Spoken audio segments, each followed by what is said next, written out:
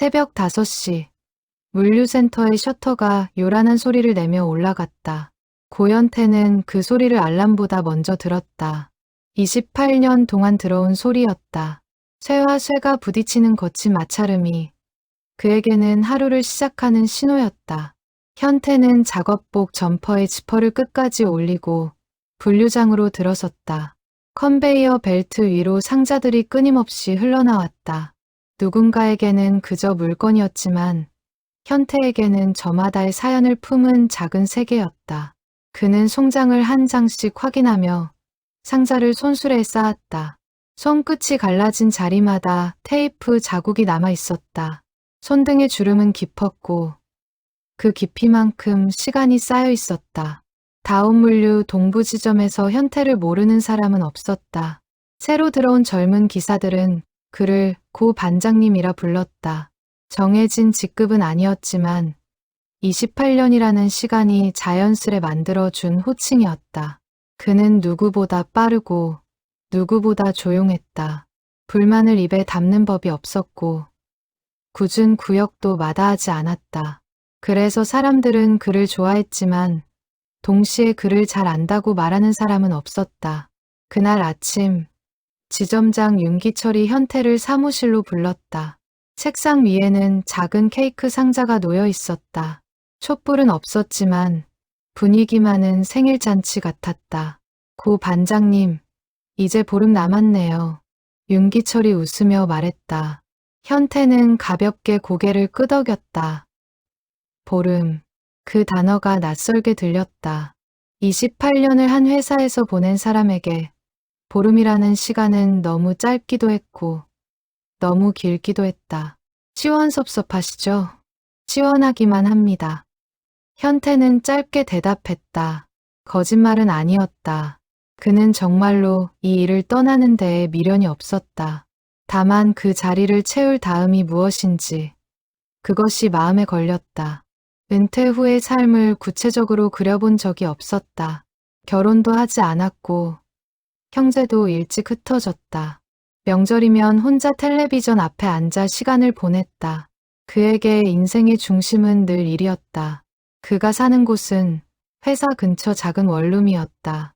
10년 가까이 같은 집에 살았지만 벽에는 가족사진 한 장 걸려 있지 않았다. 옷장 안에는 빛바른 점퍼 몇 벌과 손 닿지 않는 구석에 놓인 낡은 나무 상자 하나가 있을 뿐이었다. 그 상자를 마지막으로 연 것이 언제인지 현태 자신도 기억이 흐릿했다. 다만 가끔 새벽에 잠이 오지 않을 때면 그는 그 상자를 한참 바라보다가 다시 이불 속으로 들어가곤 했다. 열지는 않았다. 열 수가 없었다.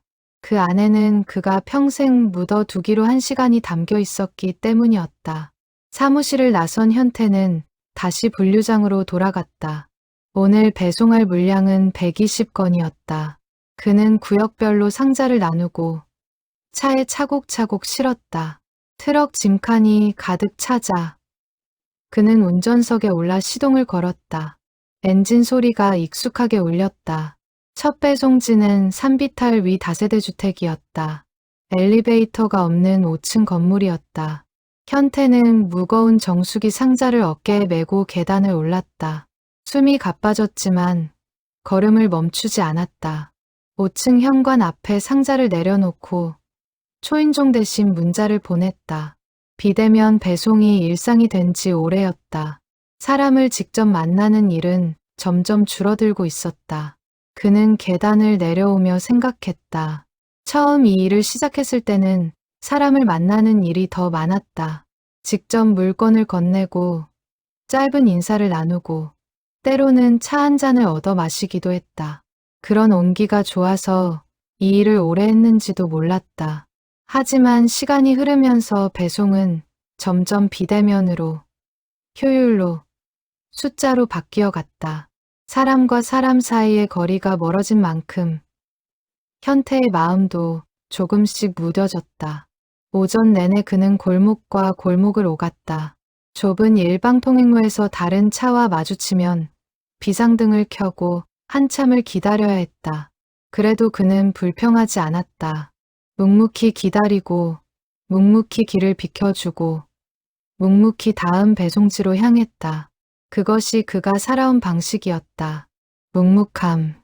그것은 그의 가장 큰 미덕이자 동시에 그를 외롭게 만든 방패였다. 골목 끝. 낡은 한옥 한 채에는 90을 넘긴 노인이 혼자 살고 있었다. 노인은 매달 같은 날, 같은 영양제를 주문했다. 현태가 그 집을 찾아갈 때마다 노인은 어김없이 마루에 나와 앉아 있었다. 비가 오나 눈이 오나 그랬다. 총각, 오늘도 왔는가? 노인은 현태를 늘 총각이라 불렀다.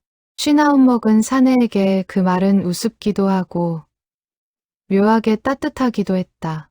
노인은 매번 현태에게 사탕한 알을 손에 쥐어 주었다. 받지 않으면 서운해하는 눈치였기에 현태는 그저 받아 주머니에 넣었다. 그날도 노인은 사탕을 건네며 말했다. 자네는 참 한결같아. 비 오는 날도 눈 오는 날도 자네 같은 사람이 옆집에 살았으면 좋겠다 싶을 때가 많았네. 현태는 별다른 대답을 하지 않고 웃음으로 받았다. 한결같다는 말.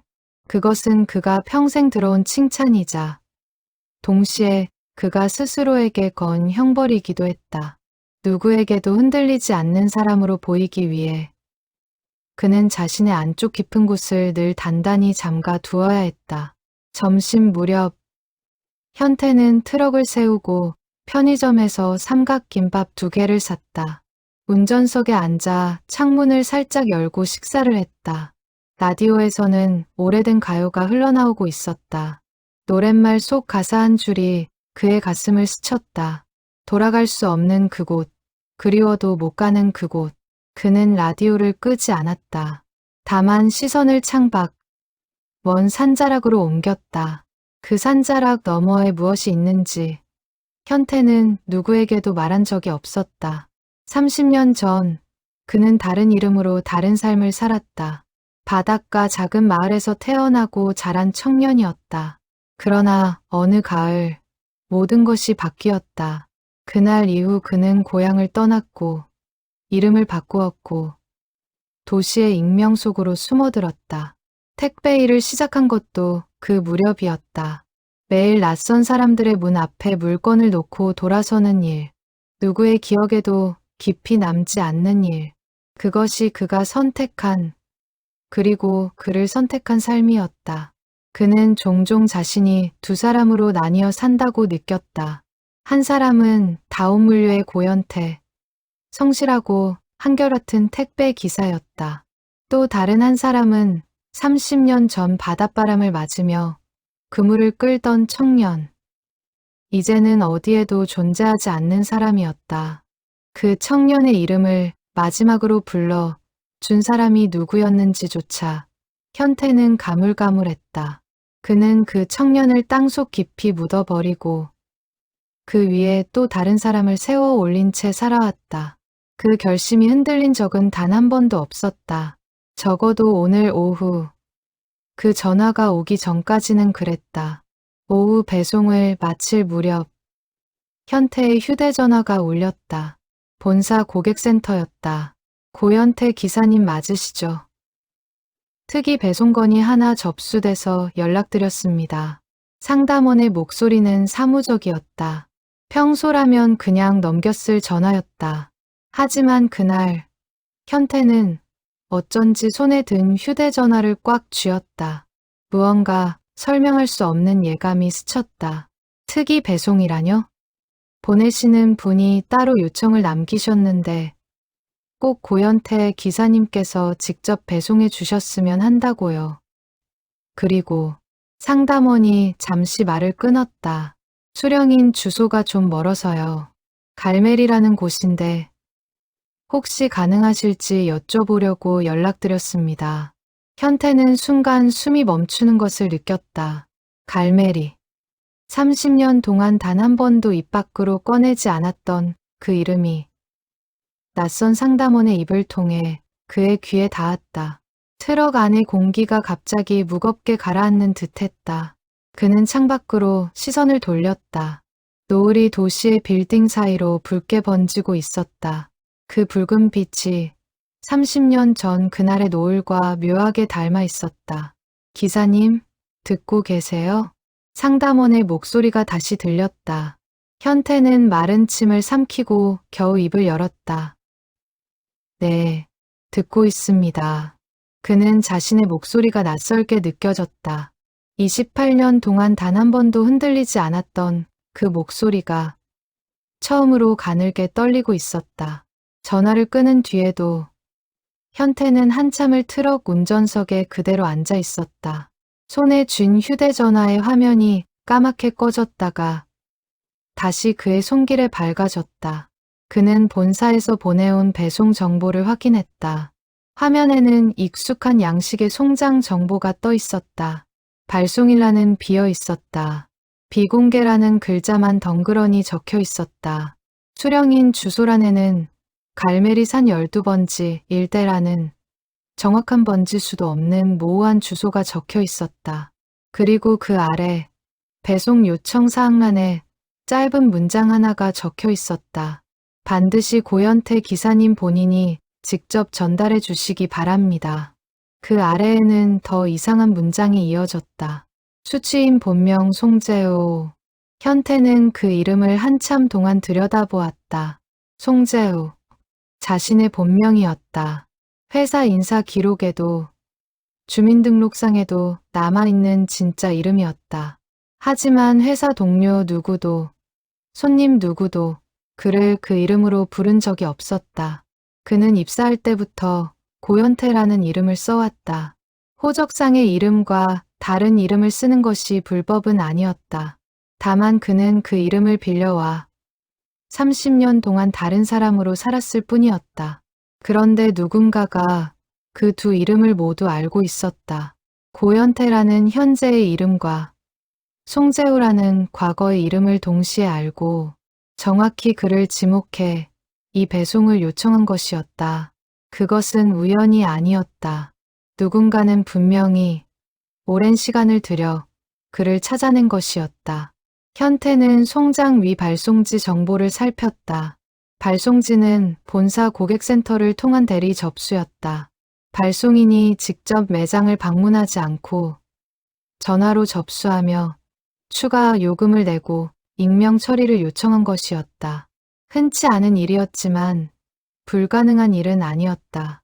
다만 그렇게까지 해서 익명을 지키려 한 이유가 무엇일지 현태는 짐작조차 할 수 없었다. 그는 트럭에서 내려 잠시 도로 옆 가로수 아래 섰다. 저녁 바람이 제법 쌀쌀했다. 그는 담배를 끊은 지 오래였지만 그 순간만큼은 무언가를 태워 마음을 가라앉히고 싶었다. 대신 그는 깊게 숨을 들이쉬고 내쉬었다. 숨을 쉴 때마다 가슴 속에서 무언가가 들썩였다. 그것은 두려움이기도 했고 또 다른 무엇이기도 했다. 그는 그 감정의 이름을 알지 못했다. 30년 동안 한 번도 꺼내 본 적 없는 감정이었기 때문이었다. 그날 밤 현태는 늦게까지 잠들지 못했다. 좁은 원룸의 천장을 바라보며 그는 갈메리에서의 마지막 날들을 떠올렸다. 그 마을은 바다와 산이 맞닿은 작은 어촌이었다. 집들은 낮았고 골목은 좁았고 사람들은 서로의 숟가락 개수까지 알 만큼 가까이 살았다. 현태, 그때는 재호라 불렸던 그는 그 마을에서 태어나 자랐다. 아버지는 작은 배 한 척으로 평생 고기를 잡았고 어머니는 일찍 세상을 떠났다. 재호에게는 단 한 명의 가장 친한 친구가 있었다. 박두식이라는 이름의 그와 동갑내기였다. 두식과 재호는 한나란시에 태어난 것처럼 자랐다. 같은 골목에서 뛰놀았고 같은 학교를 다녔고 같은 바다를 보며 어른이 되었다. 두식은 재호보다 키가 크고 다부졌다. 헤엄도 더 잘 쳤고 금을 다루는 손도 더 능숙했다. 마을 사람들은 두식을 두고 바다가 키운 아들이라 불렀다. 그런 두식이 가장 아끼던 친구가 재호였다는 사실을 마을 사람 모두가 알고 있었다. 15살 여름, 둘은 마을 뒤편 방파제에서 처음으로 깊은 바다에 뛰어들었다. 재호는 헤엄에 자신이 없어 머뭇거렸지만 두식이 먼저 물속으로 뛰어들며 외쳤다. 겁먹지 마. 재호야. 내가 옆에 있잖아. 그 한마디에 재호는 눈을 질끈 감고 바다로 몸을 던졌다. 차가운 물살이 온몸을 휘감았다. 잠시 숨이 막혔지만 곧 두식의 손이 그의 팔을 단단히 붙잡았다. 둘은 그렇게 한참을 함께 헤엄쳤다. 그날 저녁 방파제 위에 나란히 앉아 몸을 말리며 두식이 새끼손가락을 내밀었다. 우리는 평생 형제다. 무슨 일이 있어도. 재호는 그 손가락에 자신의 손가락을 걸었다. 그 약속이 그날 이후 평생을 지배할 것이라는 사실을 15살의 재호는 알지 못했다. 그 여름의 햇살과 바닷내, 두식의 환한 웃음, 그것이 재호가 기억하는 가장 행복한 순간 중 하나였다. 그러나 그 우정이 어떻게 끝났는지 마을 사람들이 아는 것은 일부일 뿐이었다. 진짜 결말을 현태 자신조차 온전히 알지 못한 채 30년을 살아왔다. 다음 날 아침, 현태는 출근하자마자 윤기철 지점장을 찾아갔다. 그 배송을 다른 기사에게 넘기고 싶다고 말할 작정이었다. 핑계는 충분히 만들 수 있었다. 거리가 너무 멀다고, 비효율적이라고 말하면 그만이었다. 하지만 사무실 앞에서 그는 발걸음을 멈추고 한참을 서 있었다. 반장님, 무슨 일 있으세요? 지나가던 후배 기사가 물었다. 현태는 고개를 저으며 괜찮다고 답했다. 그는 결국 사무실 문을 두드리지 않고 돌아섰다. 그날 하루 종일 그는 평소와 다름없이 배송을 다녔다. 하지만 손끝의 움직임은 평소보다 조금 더 무거웠고 시선은 자꾸만 먼 산 쪽을 향했다. 퇴근길, 현태는 차마 그 송장을 삭제하지 못했다. 휴대전화 속 배송 목록에는 여전히 그 이상한 주문이 떠 있었다. 갈매리산 12번지 일대, 수취인 송재호. 그는 그 화면을 몇 번이고 켰다가 끄기를 반복했다. 마치 그 화면 속에 30년 전 자신이 갇혀있는 것 같았다. 그가 외면하면 외면할수록 그 화면은 더욱 선명하게 그의 눈앞에 떠올랐다. 그는 결국 그날 밤 옷장 깊은 곳에 낡은 나무 상자를 꺼냈다. 손이 떨렸다. 뚜껑을 여는 데에도 한참이 걸렸다. 상자 안에는 빛바른 사진 몇 장과 녹슨 낚싯바늘 하나, 그리고 끝이 다른 밧줄 조각이 들어 있었다. 사진 속에는 두 청년이 어깨를 겨루며 환하게 웃고 있었다. 한 사람은 분명 자신, 재호였다. 다른 한 사람은 두식이었다. 사진 뒷면에는 누군가의 손글씨로 짧은 문장이 적혀 있었다. 우리는 평생 형제다 두식. 재호. 현태는 그 사진을 한참 동안 쥐고 있었다. 눈가가 뜨거워졌다. 30년 만에 처음으로 그는 소리 없이 울었다. 울음이 잦아든 뒤에도 그는 사진을 손에서 놓지 못했다. 사진 속 두 청년의 웃음은 한치의 그늘도 없었다. 그날 이후의 모든 일을 알지 못하는 얼굴들이었다. 현태는 생각했다.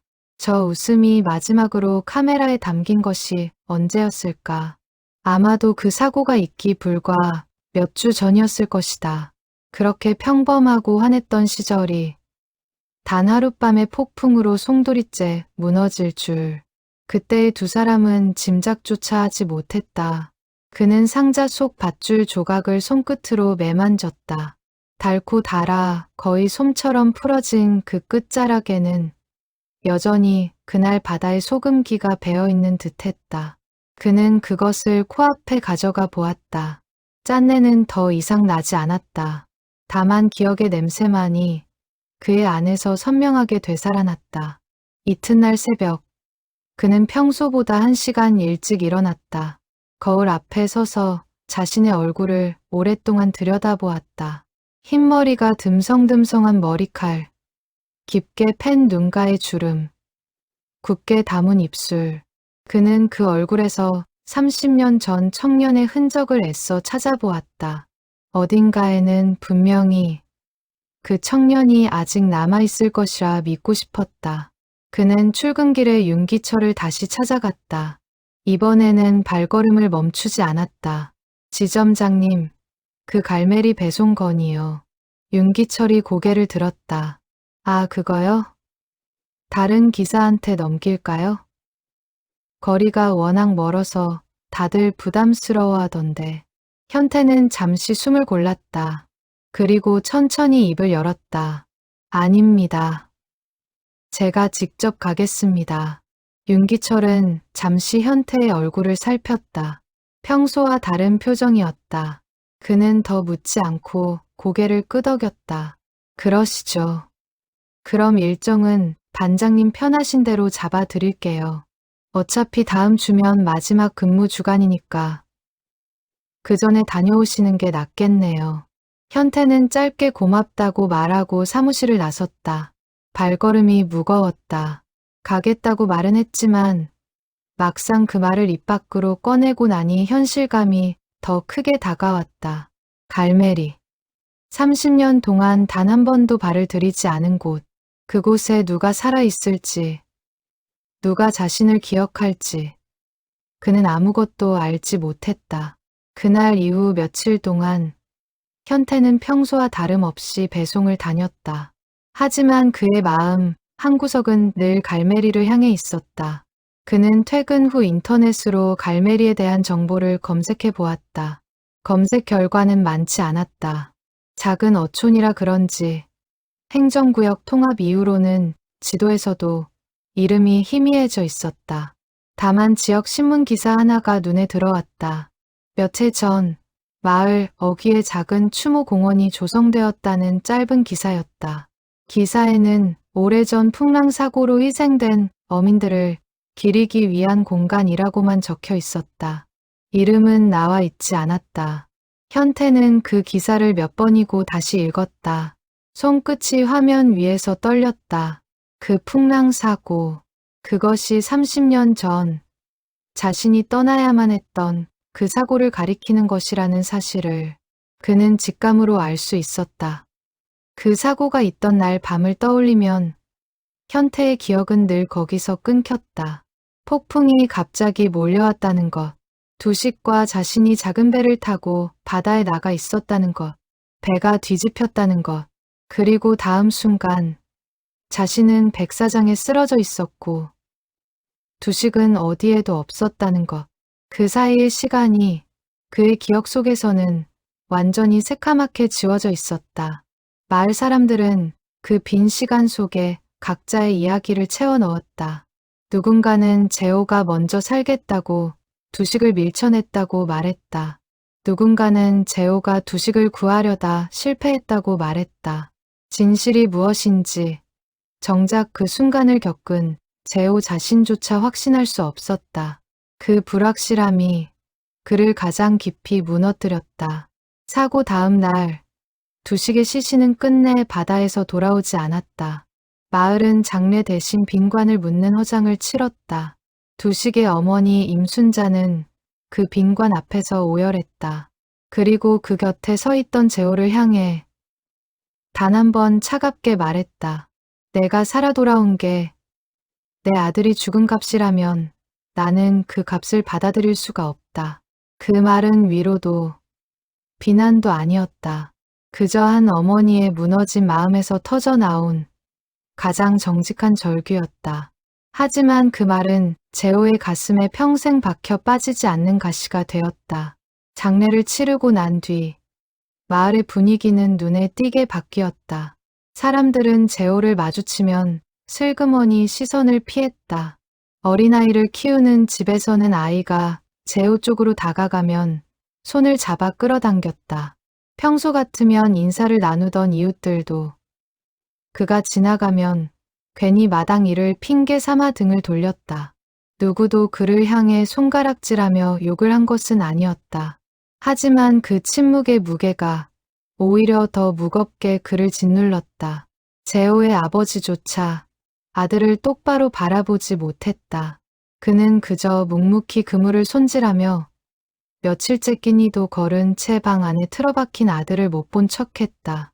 그는 그 한마디를 들은 다음 날 마을을 떠났다. 아버지에게도 누구에게도 작별 인사를 하지 못했다. 그저 작은 가방 하나를 메고 새벽 첫 버스를 탔다. 떠나던 새벽, 그는 딱 한 번 뒤를 돌아보았다. 아버지가 살인문 앞에 서서 그를 바라보고 있었다. 두 사람 사이에는 아무 말도 오가지 않았다. 아버지는 그저 손을 들어 천천히 흔들었다. 그것이 재호가 갈매리에서 본 아버지의 마지막 모습이었다. 그것이 재호가 갈매리에서 보낸 마지막 순간이었다. 도시에 도착한 재호는 한동안 이름조차 제대로 밝히지 못한 채 떠돌았다. 공사장, 식당, 공장을 거치며 그는 자신을 증명할 필요가 없는 일들을 찾아다녔다. 공사장에서는 벽돌을 날랐고, 식당에서는 그릇을 닦았고, 공장에서는 야간 조립 라인에 섰다. 어느 일도 오래 가지 않았다. 사람들과 가까워지는 것이 두려웠다. 누군가가 고향을 물으면 그는 늘 말을 흐리며 자리를 피했다. 밤이면 쪽방촌의 좁은 방에 누워 천장의 얼룩을 바라보며 두식의 얼굴을 떠올렸다. 그럴 때마다 그는 이불을 머리끝까지 끌어올리고 숨을 죽였다. 울음소리조차 누구에게 들려서는 안 된다고 생각했다. 그러다 우연히 작은 택배 대리점에서 일을 시작하게 되었다. 그 무렵 그는 외할아버지의 이름이었던 고현태를 자신의 활동명으로 쓰기 시작했다. 본명을 완전히 버릴 수는 없었지만 적어도 사람들이 부르는 이름만큼은 바꾸고 싶었다. 송재호라는 이름으로는 더 이상 살아갈 자신이 없었기 때문이었다. 그날부터 그는 고현태로 살았다. 매일 새로운 골목, 매일 새로운 얼굴들. 누구도 그의 과거를 묻지 않았다. 그것이 그에게는 구원이자 동시에 형벌이었다. 아무에게도 자신을 설명하지 않아도 되는 자유. 그러나 동시에 누구에게도 진짜 자신을 보여줄 수 없는 외로움. 그는 그 두 가지를 양손에 쥔 채 28년을 살아온 것이었다. 배송을 떠나기 전날 밤, 현태는 다시 그 나무 상자를 꺼냈다. 이번에는 사진뿐 아니라 그동안 차마 들여다보지 못했던 낡은 수첩 한 권도 함께 꺼냈다. 수첩 속에는 그가 도시에 막 정착했을 무렵 매달 일정 금액을 어디론가 붙인 기록이 적혀 있었다. 받는 사람의 이름은 적혀 있지 않았다. 다만 갈매리 임순자 댁이라는 메모만이 흐릿하게 남아 있었다. 그는 두식의 어머니에게 이름을 밝히지 않은 채 30년 가까이 작은 돈을 보내왔다. 죄를 갚을 길이 없어. 그것이 그가 할 수 있는 유일한 일이었다. 수첩의 마지막 장을 넘기던 그의 손이 멈췄다. 몇 해 전부터는 입금 기록이 끊겨 있었다. 발송 주소가 수취임 불명으로 반송되었다는 메모가 적혀 있었다. 그는 그제야 깨달았다. 임순자가 세상을 떠났을지도 모른다는 사실을. 혹은 다른 곳으로 거처를 옮겼을 가능성도 있었다. 어느 쪽이든 그는 그 사실조차 알지 못한 채 살아온 것이었다. 다음 날 아침, 현태는 작은 가방을 챙겼다. 트럭 대신 오랫동안 타지 않았던 자신의 낡은 승용차를 끌고 나왔다. 회사 일정과는 별개로 그는 휴가를 내어 혼자 그 길을 가기로 했다. 회사 배송 시스템에는 별도로 처리하겠다고 양해를 구했다. 150km, 3시간 남짓의 거리였다. 그 거리를 그는 30년 동안 단 한 번도 줄이지 못했다. 차에 시동을 걸며 그는 조수석에 놓인 작은 상자를 바라보았다. 본사에서 전달받은 정체를 알 수 없는 그 배송 상자였다. 무게는 가벼웠다. 그 가벼움이 오히려 그를 더 불안하게 만들었다. 안에 무엇이 들었을지 그는 짐작조차 할 수 없었다. 다만 한 가지는 분명했다. 그 상자를 전달하는 순간 30년 동안 봉인해 두었던 무언가가 다시 열릴 것이라는 사실이었다. 그는 운전대를 잡은 손에 힘을 주었다. 백미러 속으로 그가 28년을 보낸 도시의 풍경이 점점 작아졌다. 빌딩들이, 익숙한 골목들이, 그가 매일 오르내렸던 계단들이 하나씩 시야 뒤로 사라졌다. 그는 단 한 번도 이렇게 오랫동안 도시를 떠나본 적이 없었다. 명절에도, 여름휴가에도 그는 늘 같은 자리를 지켰다. 떠난다는 것 자체가 그에게는 낯선 행위였다. 라디오를 켰다. 아침 뉴스가 흘러나오다가 곧 옛 가요로 채널이 넘어갔다. 그는 볼륨을 줄이지 않았다.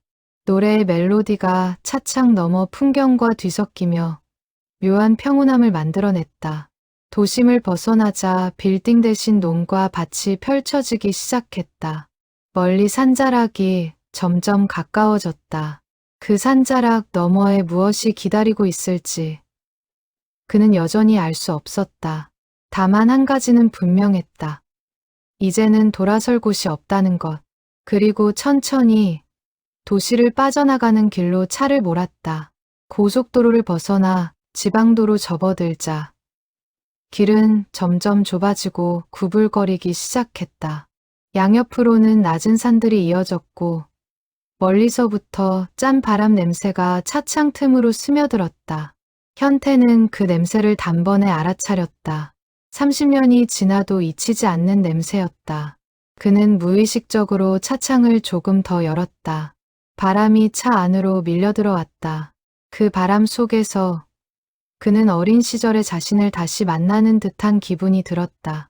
길가에 늘어선 표지판들이 하나씩 낯익은 지명을 드러내기 시작했다. 처음에는 그저 흐릿한 기억으로만 남아있던 이름들이었다. 그러나 표지판을 하나씩 지날 때마다 그 이름들은 점점 또렷한 풍경으로 되살아났다. 저 고개를 넘으면 작은 방앗간이 있었다. 저 다리 아래에서는 여름마다 동네 아이들이 물놀이를 했다. 모든 풍경이 기억 속 모습과 조금씩 달라져 있었지만 그 골격만은 그대로였다. 마치 늙어버린 얼굴 속에서도 어린 시절의 윤곽을 찾아낼 수 있는 것처럼 현태는 운전을 하면서도 자꾸만 두식과의 기억이 떠올랐다. 둘은 17살이 되던 해 처음으로 함께 작은 배를 몰고 먼 바다까지 나가 보았다. 아버지들의 허락 없이 몰래 나선 길이었다. 두식이 키를 잡았고 재호는 그물을 챙겼다. 바다 한가운데서 두식이 갑자기 시동을 끄고 배를 멈춰 세웠다. 재호야, 여기서 보면 마을이 진짜 작아 보이지 않냐? 두식이 손가락으로 먼 해안선을 가리켰다. 작은 지붕들이 점점이 박혀있는 마을의 풍경이 정말로 손바닥만하게 보였다. 우리도 언젠가 저 마을을 떠나서 더 큰 세상을 보게 될까? 재호가 물었다. 두식은 한참을 바다만 바라보다가 대답했다. 떠나도 괜찮아. 근데 떠나도 우리는 같이 떠나는 거다. 약속해. 그 약속을 재호는 결국 지키지 못했다. 두식은 그 바다에 영원히 남았고 재호만이 홀로 마을을 떠났다. 그 사실이 운전대를 잡은 그의 손을 다시 무겁게 만들었다. 길은 곧 작은 분교 앞을 지났다.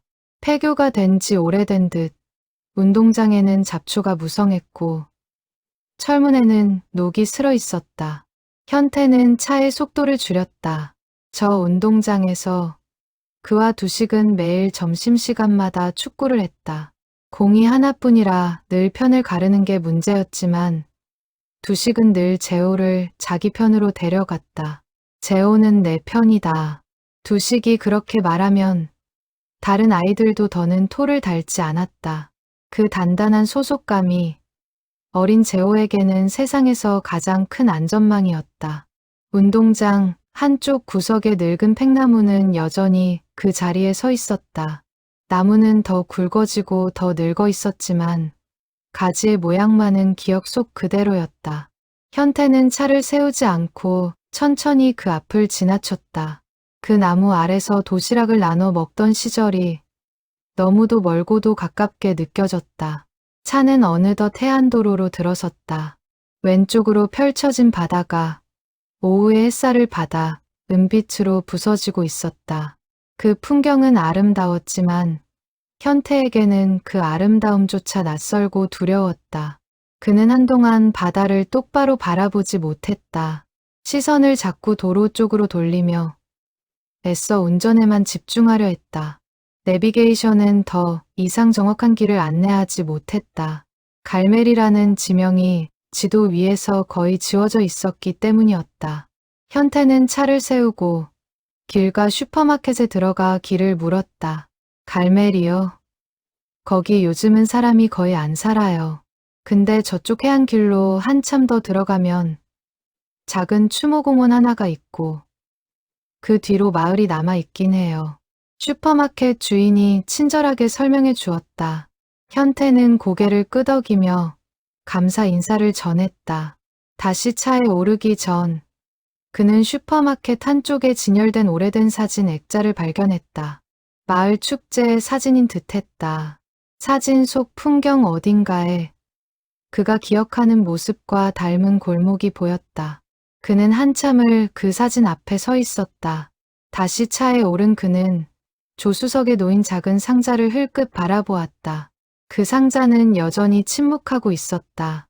그 안에 무엇이 들었는지 알 수 없었지만 그는 어쩐지 그 상자가 자신을 이 길로 이끌고 있다는 생각이 들었다.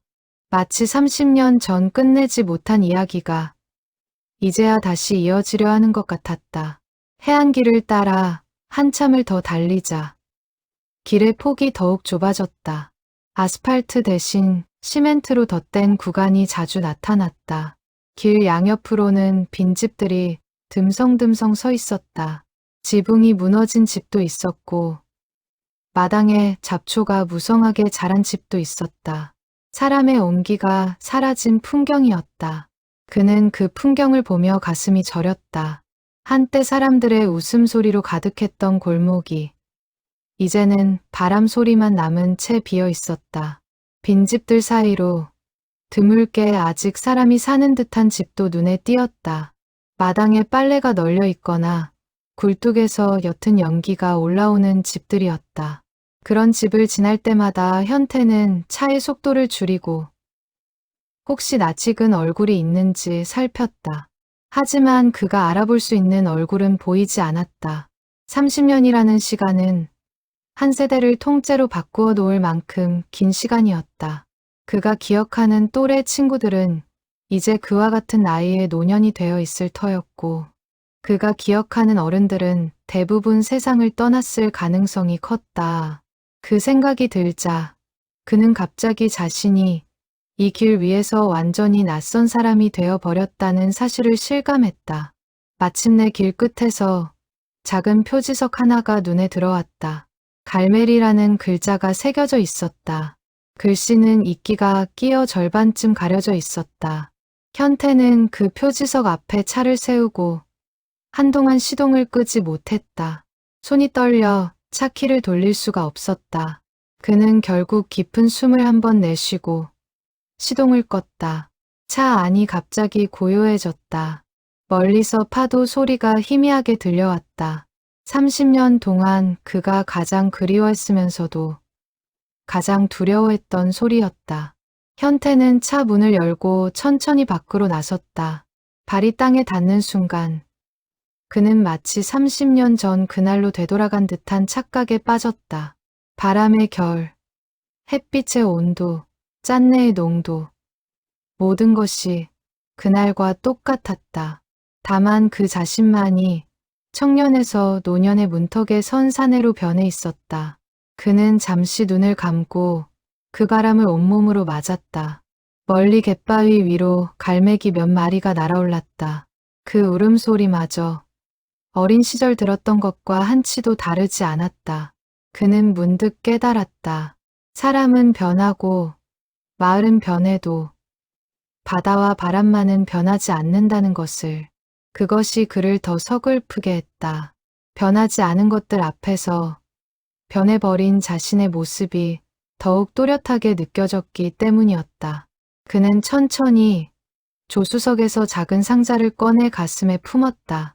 상자는 가벼웠지만 그 무게는 그의 가슴 속에서 점점 더 묵직하게 느껴졌다. 그는 표지석에 새겨진 갈매리라는 글자를 손끝으로 한번 쓸어 보았다. 이끼와 흙먼지가 손끝에 묻어났다. 그는 그 흙먼지를 가만히 바라보다가 옷자락에 닦지 않고 그대로 두었다. 마치 그것이 그가 이 마을과 다시 이어지는 첫 번째 증거인 것처럼 느껴졌다. 이제 그는 30년 만에 다시 갈매리의 흙을 밟고 있었다. 멀리 마을 어귀로 이어지는 좁은 길이 그를 향해 조용히 뻗어 있었다. 그는 잠시 그 자리에 서서 가슴에 품은 상자를 다시 한번 꼭 끌어안았다. 이 작은 상자 안에 무엇이 들어있든 그것은 분명 30년 전 그날의 답을 품고 있을 것이었다. 그는 더 이상 도망치지 않겠다고 스스로에게 조용히 다짐했다. 그리고 한 걸음, 또 한 걸음, 마을 안쪽으로 발을 옮기기 시작했다. 마을 어귀로 들어서자 현태는 발걸음을 멈추고 주위를 둘러보았다. 기억 속의 갈매리는 활기로 가득한 곳이었다. 새벽이면 어선들이 분주히 오갔고 아침이면 생선 손질하는 소리와 그릇 부딪히는 소리가 골목을 채웠다. 하지만 지금 그의 눈앞에 있는 마을은 그 활기를 거의 잃어버린 채 고요했다. 남아있는 집은 열채가 채 되지 않아 보였다. 그나마 사람이 사는 집들도 대부분 노인들의 거처인 듯 마당이 단정하게 정리되어 있을 뿐 젊은 사람의 흔적은 찾아볼 수 없었다. 골목 입구의 평상 위에는 빈 막걸리병 몇 개가 가지런히 놓여 있었다. 그 평상도 현태가 기억하는 자리에 그대로 남아 있었다. 어릴 적 마을 어른들은 그 평상에 모여 앉아 그날 잡은 물고기 이야기를 나누곤 했다. 아이들은 그 곁을 뛰어다니며 어른들의 발에 걸려 넘어지기도 했다. 지금 그 평상에는 아무도 앉아있지 않았다. 다만 바람에 흔들리는 빈 병들이 서로 부딪히는 소리만이 그 적막을 채우고 있었다. 현태는 그 평상 앞을 천천히 지나치며 발걸음 소리조차 조심스럽게 옮겼다. 마치 잠든 마을을 깨우지 않으려는 사람처럼 골목 한쪽에서 지팡이를 짚은 노인 한 명이 그를 향해 걸어오고 있었다. 노인은 처음엔 무심히 지나치려는 듯했지만 현태의 얼굴을 한참 들여다보더니 갑자기 걸음을 멈췄다. 재호? 송재호 아니냐? 현태는 심장이 덜컥 내려앉는 것을 느꼈다. 30년 만에 처음으로 누군가가 그를 그 이름으로 불렀다. 그는 떨리는 목소리로 겨우 대답했다. 네, 맞습니다. 어르신, 저를 알아보시겠어요? 노인은 한참 동안 현태의 얼굴을 살피다가 천천히 고개를 끄덕였다. 그래, 맞구나. 옛날 그 얼굴이 남아있어. 나는 강 노인이다. 너희 아버지랑 같이 배 타던 강씨 말이다. 현태는 그제야 기억이 났다. 강 노인은 아버지의 오랜 동료였다. 어릴 적 명절이면 종종 집에 들러 막걸리를 나누던 어른이었다. 그날의 강씨 아저씨는 검은 머리에 다부진 체격이었지만 지금 그의 앞에 선 강 노인은 백발이 성성하고 등이 굽은 노인이 되어 있었다. 시간이라는 것이 사람을 이렇게도 바꾸어 놓는다는 사실이 현태에게는 낯설고도 서글프게 다가왔다. 현태는 고개를 깊이 숙여 인사했다. 오랜만에 인사드립니다, 어르신. 강 노인의 표정은 복잡했다. 반가움과 놀라움, 그리고 옛 기억의 그늘이 한꺼번에 스쳐 지나갔다. 그는 한동안 아무 말도 하지 못한 채 그저 현태의 얼굴을 거듭 쓸어보듯 바라보았다. 마치 눈앞의 사람이 정말로 현실인지 옛 기억이 만들어 낸 환영은 아닌지 확인하려는 사람 같았다. 이제야 왔구나. 내 아버지가 그 양반이 돌아가시기 전까지 매일 저 바닷가에 나가 앉아 있었어. 누구를 기다리는 사람처럼. 현태는 그 말에 숨이 멎는 듯했다. 아버지가 돌아가셨다고요? 그래, 벌써 15년이 넘었구나. 너한테 연락할 길이 없어서 마을 사람들이 다 함께 장례를 치러드렸다. 그 양반 마지막까지 내 이름을 불렀어. 현태는 그 자리에 멈춰선 채 아무 말도 할 수 없었다. 아버지가 세상을 떠난 줄도 모르고 살아온 15년. 그 시간이 한꺼번에 그의 가슴을 짓눌렀다. 그의 머릿속에 아버지의 마지막 모습이 떠올랐다. 살인문 앞에서 손을 들어 흔들던 그 모습. 그것이 그가 기억하는 아버지의 전부였다. 아버지가 어떤 표정으로 늙어갔는지, 어떤 음식을 좋아하게 되었는지, 어떤 날씨에 무릎이 시큰거렸는지, 그는 아무것도 알지 못했다. 아들로서 마땅히 알아야 했을 모든 것을 그는 30년 동안 외면해 온 것이었다. 그는 두 손으로 얼굴을 감싸고 한참을 그렇게 서 있었다. 강 노인은 그런 그의 어깨를 가만히 두드려 주었다. 너무 자책하지 마라. 그때는 다들 너를 원망하느라 너를 찾아 나설 생각도 못했으니까. 그게 우리 잘못이지. 내 잘못만은 아니다. 현태는 겨우 마음을 가다듬고 강 노인에게 조심스럽게 물었다. 혹시 임순자 어르신은 두식이 어머니는 어떻게 되셨는지 아십니까? 강 노인의 표정이 다시 어두워졌다. 순자 그 양반은 한 5년 전에 돌아가셨다. 마지막 몇 해는 치매를 앓으셔서 정신이 오락가락하셨어. 그래도 끝까지 두식이 이름은 잊지 않으셨지. 현태는 고개를 떨구었다. 그가 찾아오려 했던 두 사람, 아버지와 임순자 모두 이미 세상에 없었다. 30년의 망설임이 그를 영원히 늦은 사람으로 만들어 버린 것이었다. 그는 자신의 비겁함이 무엇을 앗아갔는지 그 순간 가장 뼈저리게 느꼈다. 그럼 두식이 가족은 이제 아무도 안 계신 건가요? 강 노인이 잠시 머뭇거리다가 대답했다. 딸이 하나 있다. 소영이라고. 두식이가 결혼하고 늦게 본 딸이었지. 사고 그해 소영이는 겨우 3살이었어. 지금은 저 위쪽 추모공원 관리소에서 일하고 있을 거다. 제 어미 돌아가신 뒤로 마을에 혼자 남아서 그 공원을 지키고 있어. 아무도 시킨 일이 아닌데 제가 알아서 그 일을 맡았지. 현태는 그 이름을 듣는 순간 무언가가 명치 끝을 찌르는 듯한 느낌을 받았다. 두식에게 딸이 있었다는 사실을 그는 까맣게 모르고 있었다. 30년 동안 그가 알지 못한 두식의 흔적이 이렇게 한 사람의 모습으로 마을에 남아 있었던 것이다. 그는 속으로 되물었다. 그 어린아이가 자라 지금 무슨 마음으로 아버지의 흔적을 지키고 있는 것일까? 그리고 그 아이가 어쩌면 자신을 향해 어떤 마음을 품고 있을지 그는 짐작조차 할 수 없었다. 그 배송이 현태는 혼잣말처럼 중얼거렸다.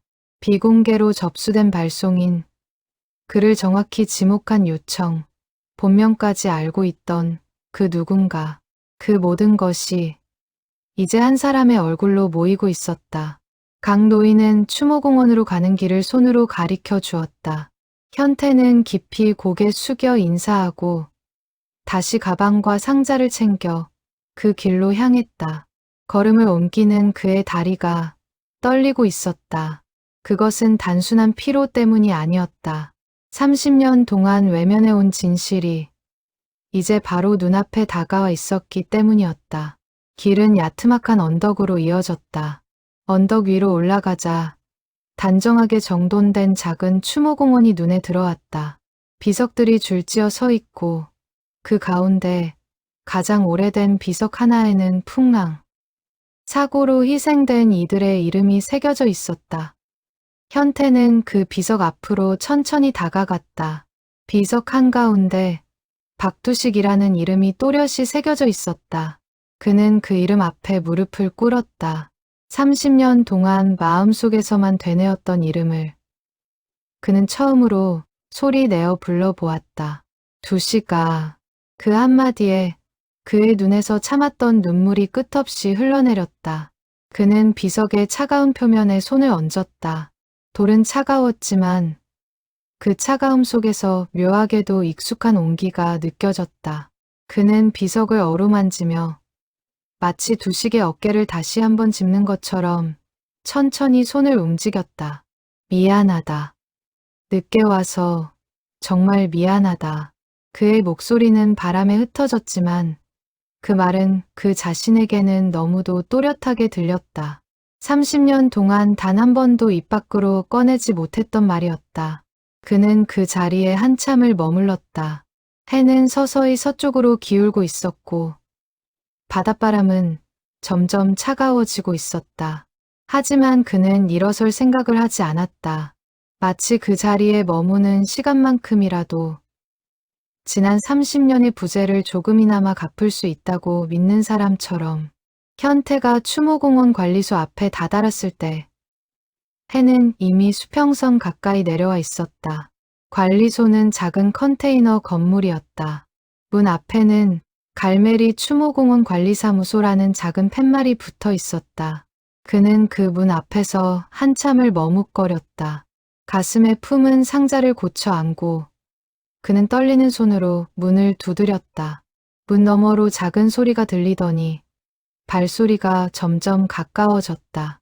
현태는 그 짧은 몇 초가 마치 영원처럼 길게 느껴졌다. 그는 지난 30년 동안 수없이 많은 분 앞에 서 보았지만 그 어떤 분 앞에서도 이렇게 가슴이 뛰어본 적이 없었다. 손바닥에 식은땀이 고였다. 문이 열리고 한 여성이 그를 맞았다. 마흔 안팎으로 보이는 여성이었다. 짧게 자른 머리에 야외 활동에 익숙한 듯한 점퍼를 입고 있었다. 그녀는 처음엔 평범한 방문객을 대하듯 인사를 건넸다. 어떻게 오셨어요? 현태는 입이 마르는 것을 느꼈다. 그는 천천히 가슴에 안고 있던 상자를 내밀며 말했다. 택배 배송하러 왔습니다. 다운물류 고현태입니다. 그 순간 여성의 표정이 미묘하게 굳었다. 그녀는 그를 한참 동안 바라보았다. 그 눈빛에는 단순한 의아함을 넘어선 무언가 깊은 감정이 담겨 있었다. 고현태 기사님이시군요. 들어오세요. 그녀의 목소리는 차분했지만 어딘가 긴장이 묻어 있었다. 현태는 그녀를 따라 관리소 안으로 들어섰다. 작은 사무실 안에는 낡은 책상과 의자, 그리고 벽 한쪽에 붙은 마을 옛 사진들이 보였다. 사진 속에는 그가 기억하는 갈메리의 풍경이 고스란히 담겨 있었다. 여성은 그에게 의자를 권하고 자신은 책상 맞은편에 앉았다. 그녀는 한동안 말없이 그를 바라보다가 천천히 입을 열었다. 저는 박소영입니다. 박두식의 딸이에요.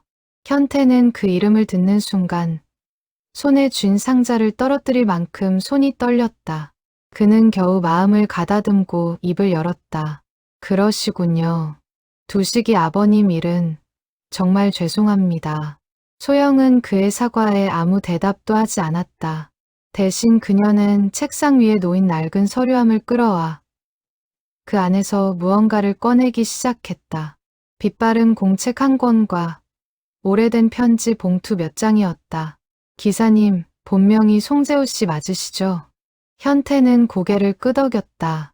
더 이상 숨길 이유도 숨길 힘도 남아있지 않았다. 맞습니다. 어떻게 아셨습니까? 소영은 잠시 시선을 내리며 숨을 골랐다. 할머니가 돌아가시기 전에 저한테 남기신 물건들이 있었어요. 그 안에서 이걸 발견했어요. 그녀는 공책을 펼쳐 보였다. 공책에는 빼곡한 손글씨로 매달 들어온 익명의 후원금 기록이 적혀 있었다. 10년 넘게 한 달도 거르지 않고 같은 액수가 적힌 기록이었다. 그리고 그 옆에는 작은 글씨로 무언가가 덧붙어 있었다. 보낸 사람 알 수 없음. 주소 추적 결과 송재호. 현태는 그 글씨를 보고 숨이 멎는 듯했다. 할머니가 그걸 알고 계셨습니까? 네. 할머니는 처음 몇 년은 모르셨대요. 그런데 우체국 직원이 실수로 반송 서류에 발송인 정보를 적어보낸 적이 있었대요. 그때 처음 아셨다고 하셨어요. 그 후로는 일부러 모르는 척 하셨던 거예요. 현태는 두 손으로 얼굴을 감쌌다. 30년 동안 자신만 알고 있다고 믿었던 비밀이 사실은 처음부터 알려져 있었다는 사실이 그를 무너뜨렸다. 그런데 왜 한 번도 그 사실을 말씀하지 않으셨을까요? 그리고 어머님은 저를 그렇게 원망하셨는데 어떻게 그 돈을 받으신 겁니까? 소영의 눈가가 붉어졌다. 할머니는 그 돈을 한 번도 직접 쓰지 않으셨어요.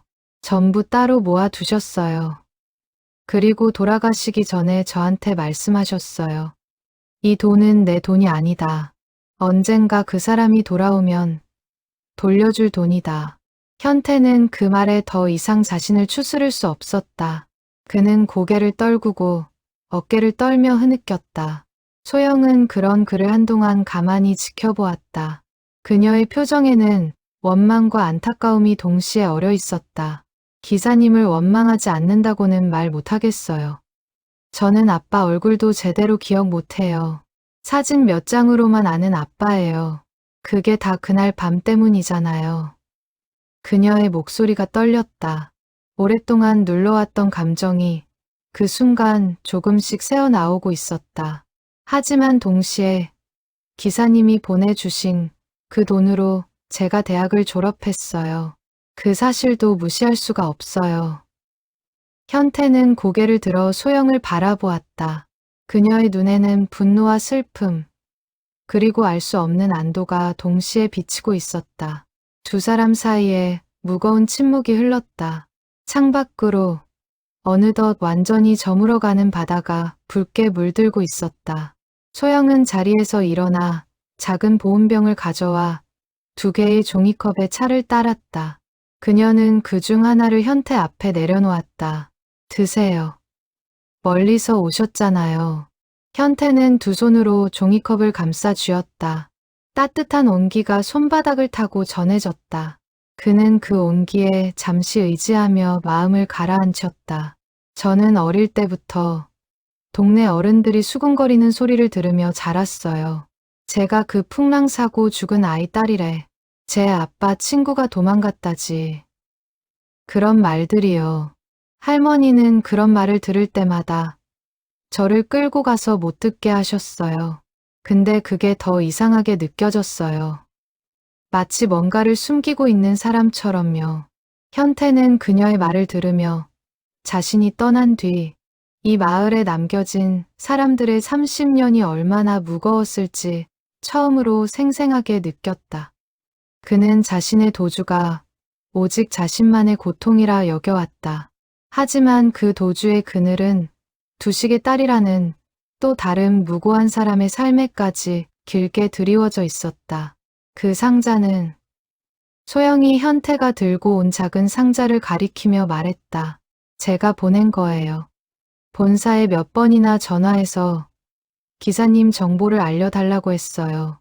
처음엔 거절당했는데 사정을 설명하고 나서야 본명이랑 배송 가능 여부만 확인받을 수 있었어요.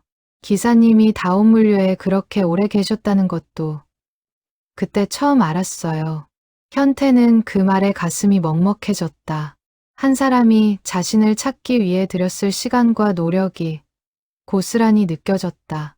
그 상자 안에 든 것은 사실 기사님이 보내신 게 아니라 제가 기사님께 다시 돌려드리려고 보낸 거예요. 현태는 그 말의 의미를 단번에 이해하지 못했다. 돌려드린다니요? 저는 그저 본사에서 전달받은 배송건이라고만 알고 왔는데요. 네, 맞아요. 형식은 일반 배송으로 접수했어요. 그래야 기사님이 받아주실 것 같아서요.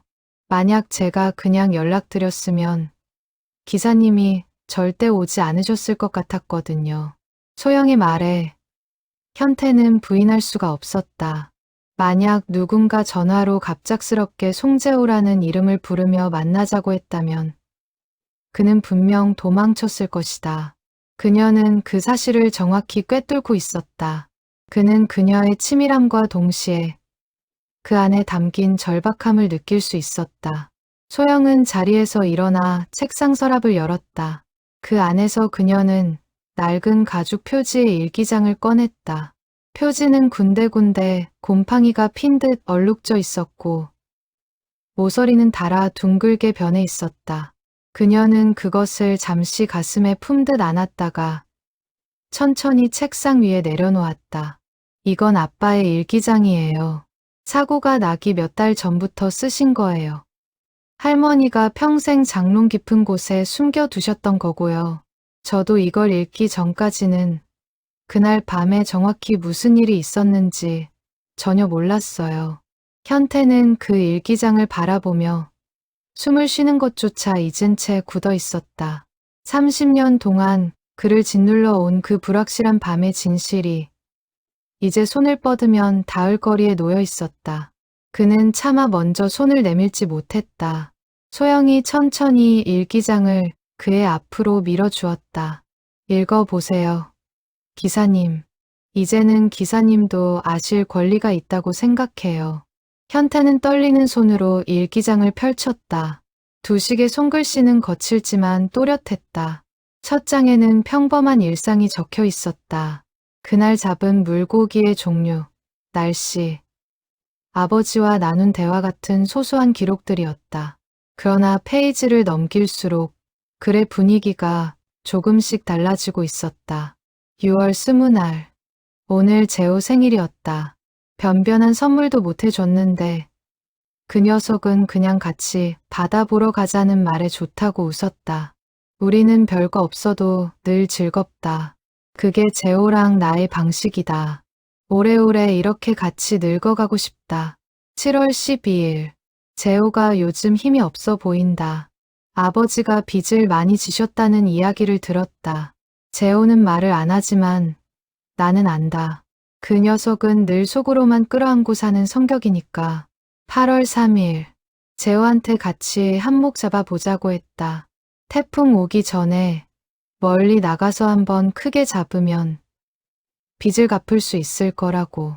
재호는 위험하다고 했지만 결국 같이 가기로 했다. 내가 우겨서 그렇게 된 거다. 현태는 그 대목에서 손이 멈췄다. 그가 기억하던 것과는 전혀 다른 이야기였다. 그는 늘 자신이 두식을 그 위험한 바다로 끌어들였다고 믿어왔다. 하지만 일기 속 두식은 오히려 자신이 먼저 그 계획을 제안했다고 적고 있었다. 9월 2일. 오늘 출항한다. 날씨가 조금 걸리지만 괜찮을 거다. 재호 표정이 안 좋다. 그 녀석 끝까지 나를 말리려 했다. 내가 괜히 우겨서 일을 벌인 것 같아 마음이 무겁다. 그래도 이번 한 번만 그 녀석 짐을 좀 가볍게 해주고 싶다. 그 마지막 일기 옆에는 더 이상 두식의 손으로 쓴 글이 없었다. 다만 페이지 한쪽에 다른 사람의 글씨로 짧은 메모가 덧붙어 있었다. 임순자의 글씨였다. 이 일기를 발견한 건 두식이 떠난 지 한 달이 지나서였다. 처음엔 재호를 원망했다. 하지만 네 일기를 읽고 나서 나는 알았다. 우리 두식이가 먼저 그 바다로 가자고 한 것이었다는 걸. 재호는 끝까지 말렸다는 걸. 그날 밤 두식이 재호를 구하려다 그렇게 된 거라면 그건 두식이 스스로 선택한 일이었다. 재호 탓이 아니다. 그런데도 나는 그 사실을 받아들이기가 너무 무서웠다. 받아들이는 순간 내 아들의 죽음에 아무 이유도 남지 않을 것 같아서. 그래서 나는 끝까지 재호를 원망하는 척했다. 미안하다. 재호야. 언젠가 이 글을 보게 된다면 나를 용서해 주길 바란다. 현태는 일기장을 손에 쥔 채 오랫동안 움직이지 못했다. 30년 동안 그를 짓눌렀던 죄책감의 근거가 사실은 처음부터 잘못된 전제 위에 세워진 것이었다는 사실이 그를 무너뜨렸다. 그는 자신이 친구를 죽음으로 몰아넣었다고 믿었다. 그러나 진실은 친구가 먼저 위험한 길을 택했고 마지막 순간까지 그를 구하려 했다는 것이었다. 그날 밤 일은 정확히 어떻게 된 건가요? 소영이 조심스럽게 물었다. 현태는 한참을 침묵하다가 떨리는 목소리로 입을 열었다. 기억이 온전치 않습니다. 폭풍이 갑자기 몰려왔고 배가 뒤집혔습니다. 저는 파도에 휩쓸렸고 정신을 잃었습니다. 다음에 눈을 떴을 때는 백사장에 누워 있었고 두식이는 어디에도 없었습니다. 그는 잠시 숨을 고른 뒤 다시 입을 열었다. 그런데 지금 이 일기를 보니 어쩌면 두식이가 저를 백사장까지 끌어다 놓고 다시 바다로 들어간 것일지도 모르겠습니다. 제가 정신을 잃은 그 짧은 순간에요. 그 말을 하는 순간 오래전 흐릿하게 묻혀있던 기억의 조각 하나가 그의 머릿속에서 선명하게 떠올랐다. 정신을 잃기 직전 누군가 그의 팔을 힘껏 잡아 끌던 감각, 그리고 거친 숨소리로 그의 귓가에 외치던 목소리. 재호야, 버텨. 나 믿고 버텨. 그것이 두식의 마지막 목소리였다는 사실을 그는 30년 만에 비로소 깨달았다. 기억은 거기서부터 조금씩 되살아났다. 그날 밤, 검은 파도가 산처럼 솟아올랐다. 배는 순식간에 뒤집혔고 두 사람은 차가운 바닷속으로 내던져졌다. 재호는 숨을 들이켜기도 전에 물살에 휩쓸렸다. 사방이 캄캄했다. 위아래도 구분할 수 없었다.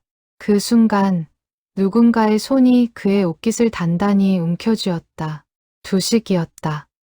그는 거센 물살을 거슬러 헤엄치며 재호를 자신의 가슴 쪽으로 끌어당겼다. 파도가 한 번씩 그들을 덮칠 때마다 두식은 더 깊이 숨을 참고 더 세게 다리를 저었다. 재호는 정신이 점점 희미해져 가는 와중에도 두식의 거친 숨소리와 심장박동을 등 너머로 느낄 수 있었다. 그 박동이 살아있다는 유일한 증거였다. 해안에 거의 다다랐을 무렵 두식은 마지막 힘을 다해 재호를 백사장 쪽으로 밀어 올렸다. 재호의 몸이 모래 위에 닿는 순간 그의 의식은 완전히 끊겼다. 그 이후의 순간을 재호는 평생 알지 못한 채 살아왔다. 어쩌면 두식은 그 순간 마지막 숨을 채 고르지도 못한 채 다시 한번 거센 파도와 마주했을 것이었다. 한 사람을 살리기 위해 모든 힘을 쏟아낸 몸으로 더 이상 자기 자신을 지킬 힘은 남아있지 않았을 것이었다. 소영은 그 이야기를 들으며 손으로 입을 가렸다. 그녀의 눈에서도 눈물이 흘러내리기 시작했다. 그녀는 평생 아버지를 한 장의 사진과 마을 사람들의 단편적인 이야기로만 알아왔다. 그런데 이제 아버지가 마지막 순간까지 친구를 살리기 위해 온 힘을 다했다는 사실을 두 사람의 입을 통해 동시에 확인하고 있었다. 아빠는 그러니까 끝까지 누군가를 살리려고 했던 사람이었네요. 그녀의 목소리에는 슬픔과 함께 처음으로 또렷한 자부심이 섞여 있었다. 현태는 고개를 끄덕였다. 두식이는 늘 그런 사람이었습니다. 누구보다 먼저 손을 내미는 사람. 저는 그 손을 마지막까지 놓지 못했어야 했는데 정신을 잃는 순간까지도 그 손을 제대로 붙잡지 못했습니다. 그는 일기장의 마지막 장을 천천히 쓰다듬었다. 종이는 30년의 시간을 견디며 누렇게 변해 있었지만 그 안에 담긴 마음만은 조금도 빛이 바래지 않은 듯했다. 그는 그 종이 위에 자신의 눈물 한 방울이 떨어지는 것을 막지 못했다. 창밖은 어느덧 완전히 어두워져 있었다. 관리소의 작은 창문 너머로 별빛이 하나둘 떠오르고 있었다. 현태는 그 별빛을 바라보며 30년 전 두식과 함께 바라보았던 밤하늘을 떠올렸다. 그날도 이렇게 별이 맑았다. 두식은 그 별들을 가리키며 늘 말했었다. 저 별 중에 하나는 분명 우리 거다. 재호야. 그 말이 이제야 새로운 의미로 그의 가슴에 다시 와닿았다. 소영은 일기장을 다시 가만히 덮으며 말했다. 마을 사람들은 30년 동안 자기들 나름의 이야기를 만들어서 떠들었어요. 누구는 기사님이 먼저 도망쳤다고 했고, 누구는 아빠가 무모했다고 했고요. 정작 진짜 이야기는 이 일기장 안에서 30년 동안 아무도 모르게 잠들어 있었던 거예요. 현태는 그 말에 깊이 고개를 끄덕였다. 소문이라는 것은 늘 그렇게 진실의 빈자리를 제멋대로 채우며 자라난다는 것을 그는 뼈저리게 느꼈다. 그리고 그 소문의 무게를 견디지 못해 도망친 자신 또한 결국 또 다른 침묵으로 진실을 더 깊이 묻어버린 셈이었다. 진실을 밝히는 일은 도망치는 일보다 훨씬 더 큰 용기를 필요로 했다는 것을 그는 이제야 깨닫고 있었다. 그는 일기장을 두 손으로 다시 감싸주며 그 안에 담긴 두식의 마음을 오래도록 간직하겠노라 마음속으로 다짐했다. 그날 밤 현태는 소영의 권유로 관리소 한편의 작은 숙소에서 묵게 되었다. 원래는 외부 연구자들이 가끔 머물던 방이라고 했다. 좁은 침대 하나와 책상이 놓인 단출한 방이었다. 그는 짐을 내려놓고도 한참을 잠들지 못했다. 머릿속에서는 두식의 마지막 목소리가 계속해서 되풀이되고 있었다. 재호야, 버텨. 나 믿고 버텨. 그는 침대에서 일어나 창문을 열었다. 바닷바람이 차갑게 얼굴을 스쳤다. 멀리서 파도 소리가 끊임없이 들려왔다. 그 소리를 들으며 그는 지난 30년의 시간을 천천히 되짚어 보았다. 도시에서 보낸 그 모든 시간 동안 그는 단 하루도 마음 편히 웃어본 적이 없었다. 사람들과 함께 있을 때도 그는 늘 어딘가 한켠을 비워둔 채 살았다. 결혼을 생각해 본 적도 있었지만 그는 늘 마지막 순간의 관계를 끝맺지 못하고 멀어졌다. 30대 중반 무렵 그는 같은 동네 식당에서 일하던 한 여성과 가까워진 적이 있었다. 그녀는 그의 무뚝뚝함 속에 숨겨진 다정함을 알아보고 먼저 다가와 준 사람이었다. 두 사람은 반년 가까이 만났다. 그녀는 어느 날 그의 고향에 대해 물었다. 평범한 질문이었다. 하지만 그는 그 질문에 아무 대답도 하지 못한 채 그날 이후 그녀의 연락을 하나씩 피하기 시작했다. 그녀가 마지막으로 보낸 문자는 아직도 그의 기억 속에 남아 있었다. 이유는 모르겠지만 더는 기다리지 않을게요. 행복하길 바라요. 그는 그 문자에 답장을 보내지 못했다. 누군가와 진짜로 가까워지면 언젠가 자신의 과거를 들켜버릴지도 모른다는 두려움이 그를 막았다. 그는 평생 자신이 누군가를 사랑할 자격이 없는 사람이라고 믿어왔다. 친구를 죽음으로 몰아넣은 사람이 어떻게 다른 사람의 행복을 책임질 수 있겠느냐고 스스로에게 되묻곤 했다. 그 믿음이 오늘 밤 일기장 한 권으로 완전히 무너져 내렸다. 그는 친구를 죽이지 않았다. 오히려 친구가 그를 살리기 위해 자신의 목숨을 내놓았다. 그 사실은 위로가 되기도 했지만 동시에 더 큰 슬픔을 불러왔다.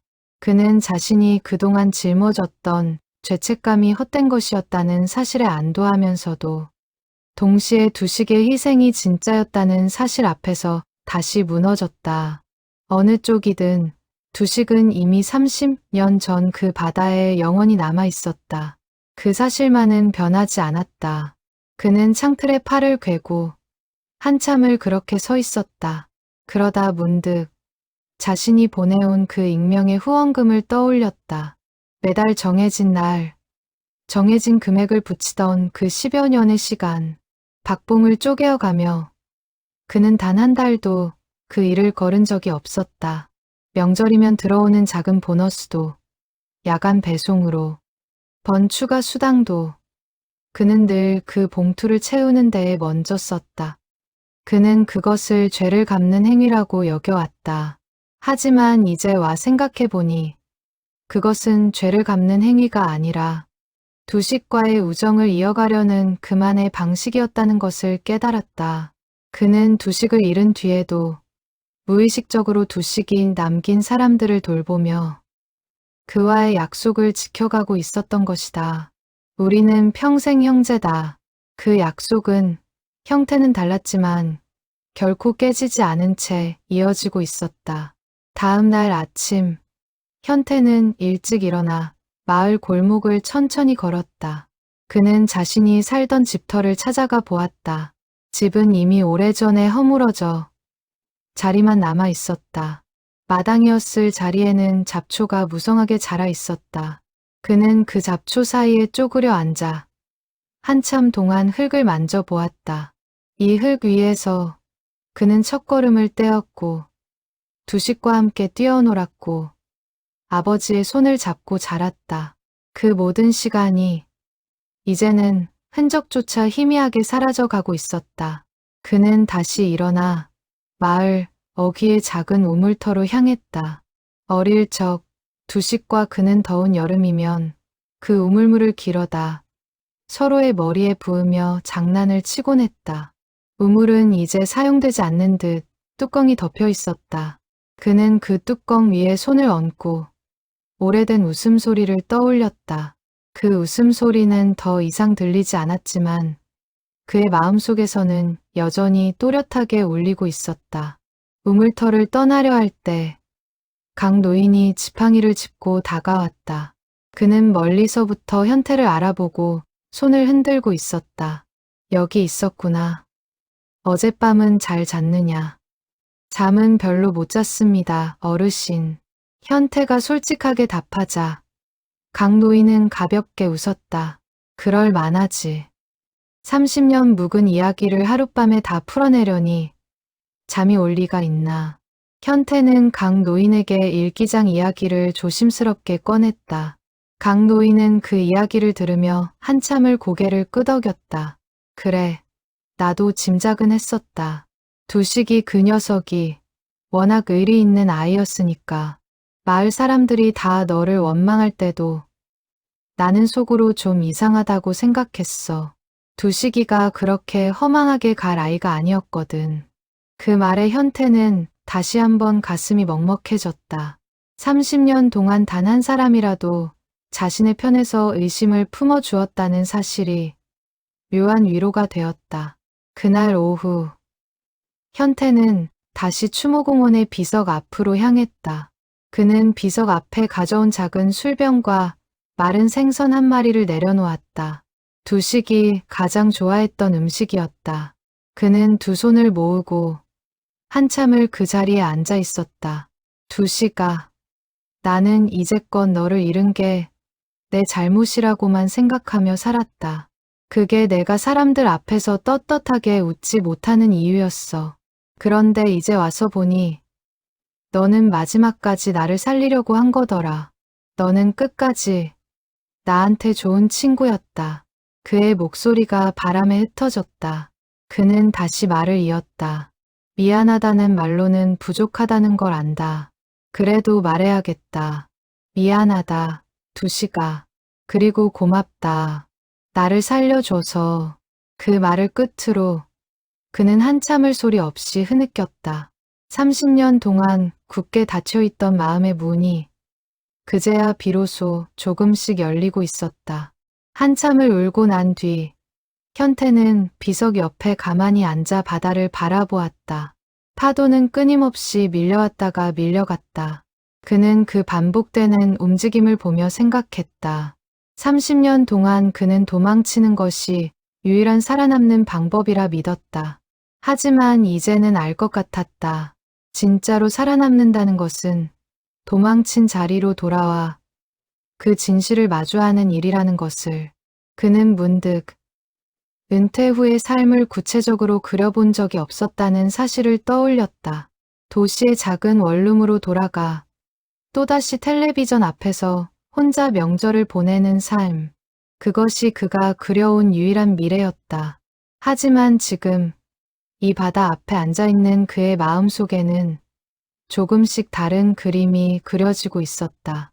어쩌면 이곳에 다시 뿌리를 내릴 수도 있지 않을까. 두식의 목까지 살아내야 한다는 무게가 아니라 두식이 지켜준 삶을 이제는 제대로 살아보고 싶다는 마음이 그의 안에서 조용히 자라나고 있었다. 멀리서 소영이 그를 향해 걸어오고 있었다. 그녀의 손에는 작은 보따리가 들려 있었다. 현태는 눈물을 닦고 자리에서 일어났다. 아직 해야 할 이야기가 그리고 풀어야 할 마음이 더 남아 있다는 것을 그는 그녀의 표정에서 읽을 수 있었다. 바람이 한 차례 불어와 그의 젖은 얼굴을 부드럽게 식혀주었다. 마치 누군가가 등을 가만히 토닥여주는 것 같은 바람이었다. 소영이 다가와 현태 옆에 앉았다. 그녀가 들고 온 보따리를 풀자 안에는 따뜻한 보리밥과 된장국, 그리고 갈치조림이 담겨 있었다. 아침도 못 드셨잖아요.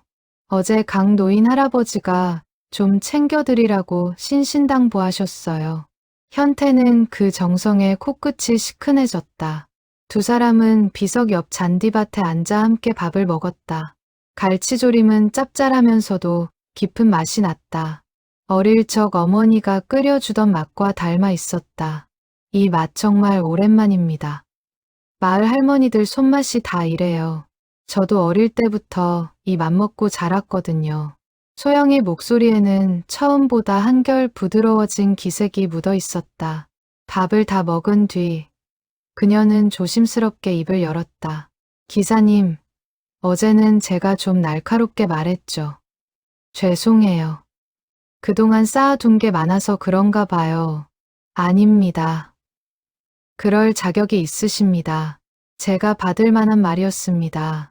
그런데 일기장을 읽고 나서 사실 마음이 좀 복잡해졌어요. 누구를 더 원망해야 할지도 모르겠고요. 다만 한 가지는 확실해졌어요. 기사님도, 아빠도, 그리고 할머니도 모두 각자의 방식으로 서로를 지키려고 했다는 것. 그게 가장 슬프면서도 가장 다행스러운 부분 같아요. 현태는 그녀의 말에 깊이 공감했다. 세 사람 모두 자신만의 방식으로 침묵을 선택했다. 그 침묵들이 서로 엇갈리며 30년이라는 시간을 만들어냈다. 누구도 거짓을 말하려 한 것은 아니었다. 다만 진실을 마주할 용기가 그때는 누구에게도 충분하지 않았던 것이다. 소영 씨, 제가 부탁이 하나 있습니다. 현태가 조심스럽게 말을 꺼냈다. 앞으로 가끔 이곳에 와도 괜찮겠습니까? 두식이 보러, 그리고 소영 씨도 보러요. 소영은 잠시 그를 바라보다가 천천히 고개를 끄덕였다. 그럼요.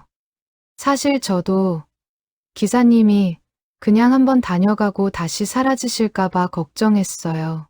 아빠 일기장을 보면서 기사님도 그동안 혼자서 얼마나 힘들었을지 짐작이 가서요. 이제 혼자 다 짊어지지 않으셔도 돼요. 현태는 그 말에 다시 눈물이 핑 돌았다. 30년 만에 처음으로 그는 자신의 짐을 나누어 들어줄 사람을 만난 기분이었다. 그날 오후 두 사람은 함께 마을을 한 바퀴 돌았다. 소영은 현태에게 마을의 변화들을 하나씩 설명해 주었다.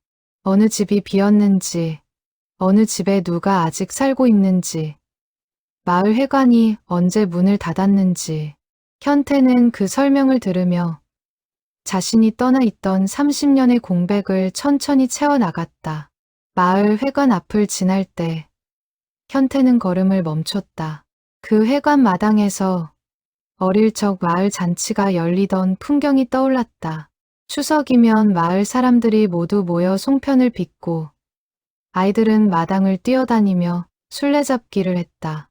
두식은 늘 술래를 피해 가장 빠르게 도망치는 아이였고 재호는 늘 그의 뒤를 쫓아가다 숨이 차서 주저앉는 아이였다. 그런 그를 두식은 늘 다시 돌아와 일으켜 세워주었다. 느려도 괜찮아. 내가 기다려줄게. 그 말이 지금도 그의 귓가에 선명하게 남아 있었다. 소영은 그가 회관 마당을 바라보며 멈춰선 모습을 보고 조용히 옆에서 기다려 주었다. 그녀는 굳이 무엇을 보고 있는지 묻지 않았다. 다만 그의 침묵 속에 담긴 그리움을 어렴풋이 짐작하는 듯했다. 길을 걷던 중 마을 노인 몇 명이 평상에 모여 있는 것을 보았다. 강 노인이 먼저 현태를 알아보고 손을 흔들었다. 재호 왔구나. 이리 와서 앉아라. 현태는 머뭇거리며 다가갔다. 평상에 앉은 노인들 중 몇몇은 그를 알아보고 반가운 기색을 보였지만 몇몇은 여전히 복잡한 표정을 지었다. 그중 한 노인이 조심스럽게 물었다. 정말 두식이가 너를 구하고 그렇게 된 거였냐? 현태는 고개를 끄덕이며 일기장의 내용을 간략히 전했다. 노인들은 한동안 말없이 그 이야기를 들었다. 그리고 한 명씩 조용히 고개를 떨구었다. 우리가 그동안 너무 모질게 굴었구나. 미안하다. 재호야. 그 말에 다른 노인들도 차례로 고개를 숙였다. 현태는 손을 저으며 말했다. 아닙니다. 저도 그때는 아무 말도 못하고 떠났으니까요. 다 제 잘못입니다. 아니다. 우리가 더 일찍 진실을 알려고 했어야 했는데 그러지 못했다. 이제라도 알게 됐으니 다행이지. 강 노인이 현태의 손을 잡았다. 거칠고 마디 굵은 손이었다. 그 손의 온기가 현태의 가슴 깊은 곳까지 따뜻하게 번져갔다. 30년 동안 외면당했던 그 자리에 이제 다시 받아들여지는 순간이었다. 평상에 앉은 노인 한 명이 막걸리 한 사발을 현태에게 건넸다. 자, 한 잔 받아라. 늦었지만 우리 마을로 돌아온 걸 축하하는 자리다. 현태는 두 손으로 사발을 받아 천천히 비웠다. 막걸리의 텁텁하고 시큰한 맛이 입안에 퍼졌다. 그 맛은 낯설지 않았다. 어릴 적 아버지가 가끔 몰래 한 모금씩 맛보게 해주던 그 맛이었다. 노인들은 그가 잔을 비우는 모습을 보며 흐뭇하게 웃었다. 누군가는 그의 등을 두드려 주었고 누군가는 옛날 두식과 그가 함께 벌였던 짓궂은 장난들을 떠올리며 웃음을 터뜨렸다. 그 웃음 속에는 더 이상 원망의 그늘이 없었다. 오랜 시간이 걸렸지만 마을은 마침내 그를 다시 품어주고 있었다. 자리가 한참 무르익을 즈음 강 노인이 현태를 조용히 옆으로 불렀다. 재호야, 내 아버지 산소도 한번 다녀와야 하지 않겠냐. 마을 뒷산에 모셔두었다. 내가 데려다 주마. 현태는 가슴이 다시 무겁게 내려앉았다. 그는 고개를 끄덕이고 강 노인을 따라 마을 뒷산의 작은 오솔길을 올랐다. 산길은 가팔랐지만 강 노인은 익숙한 걸음으로 앞장섰다. 한참을 오르자 양지 바른 자리에 작은 봉분 하나가 보였다. 비석에는 송만호라는 이름이 새겨져 있었다. 아버지의 이름이었다. 현태는 그 앞에 무너지듯 무릎을 꿇었다. 비석을 끌어안 듯 두 손을 얹고 그는 한참을 말을 잇지 못했다. 아버지 죄송합니다. 너무 늦게 왔습니다. 강 노인이 그의 곁에 서서 조용히 말했다. 내 아버지는 말이다. 죽는 날까지도 너를 원망하지 않으셨다. 오히려 늘 이렇게 말씀하셨어. 우리 아들이 얼마나 마음이 아팠을까. 내가 더 빨리 찾아 나섰어야 했는데 그 양반은 그렇게 끝까지 너를 걱정만 하다가 가셨다. 현태는 그 말에 더 깊이 고개를 떨구었다. 그는 아버지에게 단 한 번의 안부 전화도 드리지 못한 채 30년을 흘려보냈다. 그 시간을 돌이킬 수 없다는 사실이 그를 가장 깊이 아프게 했다. 그는 비석 옆에 흙을 손으로 한 줌 쥐고 오랫동안 그 자리를 떠나지 못했다. 해질 무렵 현태와 소영은 다시 추모공원으로 올라갔다. 두 사람은 비석 앞에 나란히 섰다. 노을이 바다를 온통 붉게 물들이고 있었다. 소영이 조용히 말했다. 아빠가 지금 이 모습을 보면 좋아하실 것 같아요. 두 사람이 이렇게 같이 서 있는 모습. 현태는 고개를 끄덕이며 비석을 향해 마음속으로 조용히 말을 건넸다. 두식아, 내가 지켜준 우정을 이제는 내 딸과 함께 이어가 보려 한다. 그 약속을 이번에는 끝까지 지키겠다. 소영이 문득 그에게 물었다. 기사님, 이제 곧 은퇴하신다고 하셨죠? 은퇴하시면 뭐 하실 계획이세요? 현태는 잠시 바다를 바라보다가 천천히 입을 열었다. 잘 모르겠습니다. 다만 이제는 도망치지 않는 삶을 살아보고 싶습니다. 그게 어디든 어떤 모습이든요. 소영은 그 말을 듣고 작게 웃었다. 그럼 여기서 시작해 보시는 것도 좋을 것 같아요. 갈매리에는 아직 사람의 손길이 필요한 곳들이 많거든요. 갈메리에서 사흘을 보낸 뒤 현태는 다시 도시로 돌아왔다. 남은 근무 기간을 마무리해야 했기 때문이었다. 그는 떠나기 전 소영에게 다시 돌아오겠다는 약속을 남겼다. 이번에는 지킬 수 있는 약속이었다. 도시로 돌아온 첫날, 그는 평소와 다름없이 새벽 5시에 일어나 물류센터로 향했다. 셔터가 올라가는 소리도, 컨베이어 벨트 위로 흘러나오는 상자들도 그대로였다. 하지만 그 모든 풍경을 바라보는 그의 눈빛은 이전과 달랐다. 그는 더 이상 자신을 숫자와 효율 속에 숨기지 않았다. 그는 송장을 한 장씩 확인하며 그 안에 담긴 사람들의 사연을 다시금 떠올렸다. 누군가에게는 그저 물건이었지만 그에게는 여전히 저마다의 세계였다. 은퇴를 며칠 앞둔 날, 윤기철 지점장이 그를 다시 사무실로 불렀다. 고 반장님, 갈메리는 잘 다녀오셨어요? 네, 덕분에 잘 다녀왔습니다. 표정이 많이 편해지셨네요. 무슨 좋은 일 있으셨나 봐요. 현태는 잠시 웃으며 고개를 끄덕였다. 좋은 일이라기보다는 오래 미뤄둔 일을 끝낸 것 같습니다. 윤기철은 그 말의 깊은 뜻을 다 헤아리지는 못했지만 고개를 끄덕이며 따라 웃었다. 그는 책상 위에 작은 봉투 하나를 내밀었다. 이건 직원들이 모아서 준비한 작은 선물입니다. 28년 동안 정말 고생 많으셨습니다. 현태는 그 봉투를 받으며 깊이 고개를 숙였다. 그는 이 회사에서 보낸 28년이 단순히 시간을 흘려보낸 것이 아니라는 것을 깨달았다.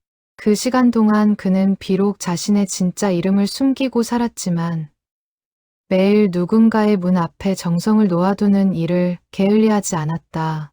그것이 그가 자신만의 방식으로 살아낸 가장 진실한 30년이었다.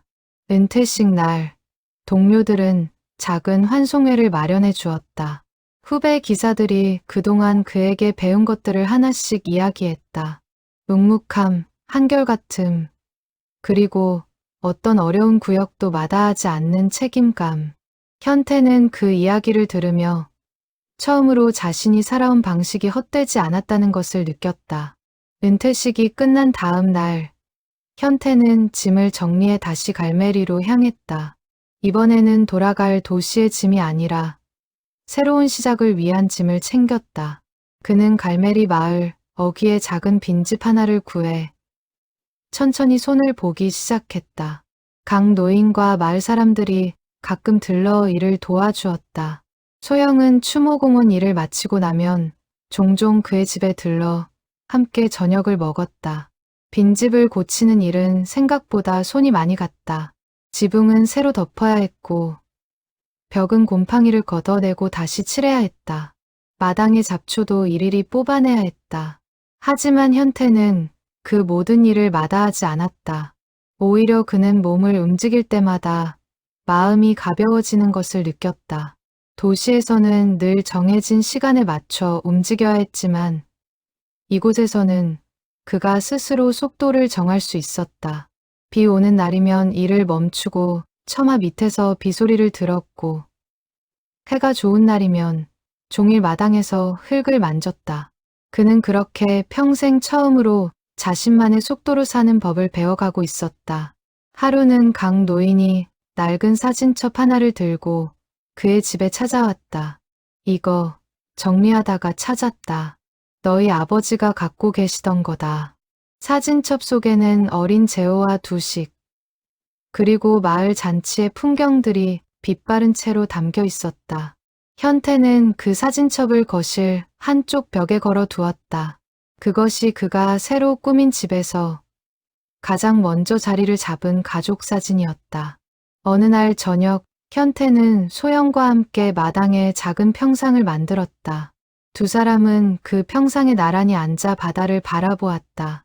노을이 천천히 바다를 물들이고 있었다. 기사님, 이제 진짜 이름으로 불러도 될까요? 송재호 씨라고요. 소영이 조심스럽게 물었다. 현태는 잠시 생각하다가 고개를 끄덕였다. 네, 이제는 그 이름으로 불려도 괜찮을 것 같습니다. 오랜 시간 그를 올가매던 두 개의 이름이 그 순간 하나로 합쳐지는 듯했다. 고연태로 숨어 살았던 도시의 시간과 송재호로 시작했던 갈매리의 시간이 이제는 더 이상 나뉘지 않아도 되었다. 그는 매주 한 번씩 추모공원의 비석을 찾아갔다. 두식에게 그 주에 있었던 작은 일들을 이야기해 주는 것이 그의 새로운 일상이 되었다. 빈집을 고친 이야기, 마을 어른들과 나눈 막걸리 이야기, 그리고 소영과 함께 보낸 시간들. 그는 더 이상 그 무덤 앞에서 죄책감에 짓눌리지 않았다. 대신 친구에게 안부를 전하는 마음으로, 가벼운 발걸음으로 그 길을 오갔다. 어느 추운 날, 마을 끝 집에 사는 독거노인이 병원 진료 때문에 시내까지 나가야 한다는 소식을 들었다. 버스가 하루 2번뿐인 마을이라 노인은 발이 동동거리고 있었다. 현태는 두말 없이 자신의 낡은 승용차를 끌고 나섰다. 그날 이후 그는 자연스럽게 마을의 작은 발이 되었다. 병원에 가야 하는 노인을 태워다 주고, 장을 봐야 하는 할머니의 짐을 옮겨주고, 면사무소까지 서류를 떼러 가는 길을 함께해 주었다. 28년 동안 그가 낯선 이들의 문 앞에 묵묵히 물건을 놓아두며 익혀온 그 손길이 이제는 다시 사람들의 얼굴을 마주하며 전해지고 있었다. 마을 사람들은 그를 두고 우스갯소리로 갈매리 전용 기사님이라 부르기 시작했고, 현태는 그 말이 싫지 않았다. 마을 사람들은 이제 그를 재호라 불렀다. 그 이름이 다시 입에 오르내릴 때마다 그는 비로소 자신이 완전한 한 사람으로 돌아왔다는 것을 느꼈다. 도망쳤던 이름과 숨어 살았던 이름이 아니라 처음부터 그였던 단 하나의 이름으로. 어느 날 그는 도시에서 받은 작은 편지 한 통을 받았다. 보낸 사람은 그가 매달 영양제를 배달하던 그 한옥의 노인이었다. 후배 기사를 통해 그의 새 주소를 알아낸 것이었다. 편지에는 짧은 안부와 함께 떨리는 손글씨로 적힌 한 문장이 있었다. 총각, 잘 지내고 있는가? 자네처럼 한결같은 사람이 어디서든 잘 살고 있을 거라 믿네. 현태는 그 편지를 한참 읽고 또 읽었다. 그는 답장을 써서 자신이 이제는 갈매리에서 새로운 삶을 시작했다는 것과 그 한결같음이 이제는 더 이상 자신을 가두는 방패가 아니라 스스로 선택한 다정함이 되었다는 것을 전했다. 겨울이 가까워질 무렵 마을 어귀에는 작은 팻말 하나가 새로 세워졌다. 추모공원으로 가는 길을 안내하는 팻말이었다. 그 옆에는 누군가가 작은 글씨로 이렇게 적어두었다. 끝까지 손을 놓지 않은 사람들의 마을, 갈매리. 누가 적었는지는 알 수 없었지만 그 문장을 읽을 때마다 재호는 조용히 미소 지었다. 바다는 여전히 같은 자리에서 같은 소리로 파도를 밀어보내고 있었다. 다만 그 바다를 바라보는 한 사람의 마음만이 30년의 시간을 지나 비로소 평온해져 있었다. 재호는 가끔 평상에 앉아 자신이 걸어온 길을 되짚어 보았다. 도망쳤던 청년, 숨어 살았던 기사, 그리고 이제 돌아와 다시 뿌리를 내린 노년의 사내. 그 세 사람이 결국 한 사람이었다는 사실이 이제는 더 이상 그를 부끄럽게 하지 않았다. 그는 두식이 자신에게 남긴 시간을 헛되이 흘려보내지 않았다고 스스로에게 말할 수 있었다. 비록 그 길이 30년이나 걸렸을지라도 결국 그는 약속한 자리로 돌아왔다. 그것으로 충분했다. 그것이 한 택배 기사가 평생을 돌아 마침내 도착한 진짜 마지막 배송지였다.